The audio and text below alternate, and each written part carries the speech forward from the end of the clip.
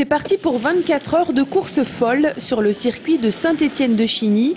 Pour sa 25e édition, le championnat compte 23 équipes, des fans absolus de voitures à pédales au look très particulier. Moi j'ai commencé, si vous voulez, il y a 6 ans, c'est mon frangin qui cherchait un pilote. Comme ça, sur une course, je lui ai dit oui, puis fin de compte, les voitures à pédales, une fois qu'on monte dedans, on ne peut plus en descendre. On est piqué par le virus. Il y a une ambiance sympa, c'est vraiment marrant à piloter.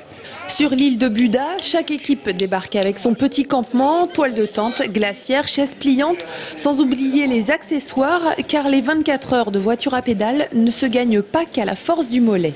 Le plus important, c'est pas forcément la vitesse, parce qu'il y a aussi l'esthétique qui compte. Donc le décor du stand, les costumes, la voiture.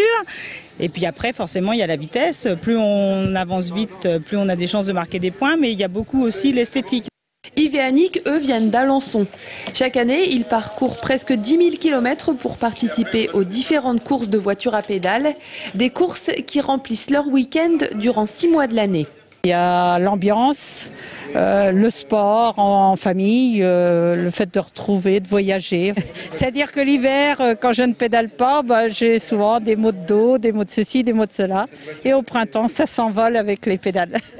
Les 24 heures de voiture à pédales se veulent internationales. Jess et ses amis ont quitté l'Angleterre il y a 2 jours. Apparemment, ce sont les favoris de la course. Nous sommes déjà venus 2 fois en France, en 2003 et en 2006.